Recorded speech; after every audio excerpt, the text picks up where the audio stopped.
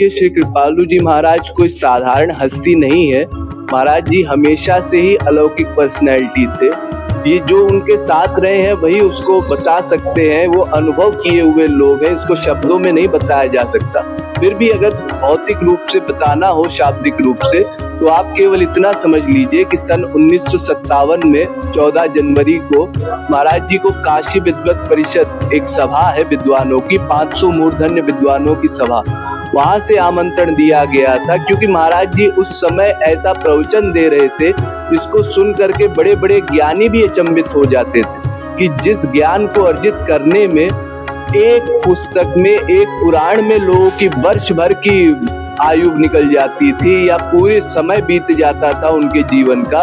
उसका सार गर्भित सिद्धांत महाराज जी कह रहे थे। और वो भी इतनी सरल भाषा में कि अपढ़ गवार जीव भी समझ पाए। साथ ही उसका मर्म इतना गहरा था कि बड़े बड़े विद्वान भी आश्चर्य करे। तो ऐसी बातें सुन करके उन विद्वानों ने सोचा कि महाराज जी को काशी में बुला करके उनके द्वारा प्रवचन दिलवाना चाहिए और ये पता करना चाहिए कि महाराज जी का सिद्धांत वास्तव में है क्या। और इसी की इच्छा को पूरी करने के लिए जब महाराज जी काशी गए और काशी में महाराज जी ने प्रवचन दिया, तो सन 1957 में 14 जनवरी के दिन ही महाराज जी को उन्होंने एक्सेप्ट किया कि महाराज जी कोई साधारण हस्ती नहीं है, ये स्वयं भक्ति योग रस के अवतार है और स्वयं राधा कृष्ण के अवतार है। और महाराज जी को उन्होंने जगत गुरुत्तम की उपाधि दी, यानी पांचों जगत गुरुओं में भी जो समन्वयात्मक रूप से वेद शास्त्र का सार गर्भित सिद्धांत रखे, बिना किसी पूर्व गुरु के सिद्धांत का खंडन किए, और साथ ही जीव को आज के समय में, जबकि इतना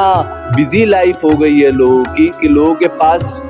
वैराग्य करके संसार को त्याग करके जाने का समय नहीं है, उस समय में किस तरह से वो जीव भगवान की प्राप्ति करे, किस तरह से साधना करे, ये सिद्धांत जो उन्होंने समझाया, उस सिद्धांत को सुन करके सभी आचार्य संतुष्ट हुए और उन्होंने माना कि महाराज जी केवल गुरु ही नहीं, जगत गुरु हैं और उसमें भी उनका सिद्धांत सब जगत गुरुओं में सर्वोपरि है, इसलिए जगत गुरुत्तम की उपाधि से उनको विभूषित किया। तो ऐसे गुरुवर को पा करके हम सबको अपने सौभाग्य पर भूरि भाग्य मान करके अपना बलिहार जाना चाहिए कि हमारा कितना बड़ा सौभाग्य है, ऐसी एक हस्ती हमारे संसार में आई जिनका सिद्धांत हमारे लिए उपलब्ध है। हम केवल उसको पढ़ने का कुछ परिश्रम करें, उसको सुनने का कुछ परिश्रम करें, तो हमारा जीवन बदल जाए।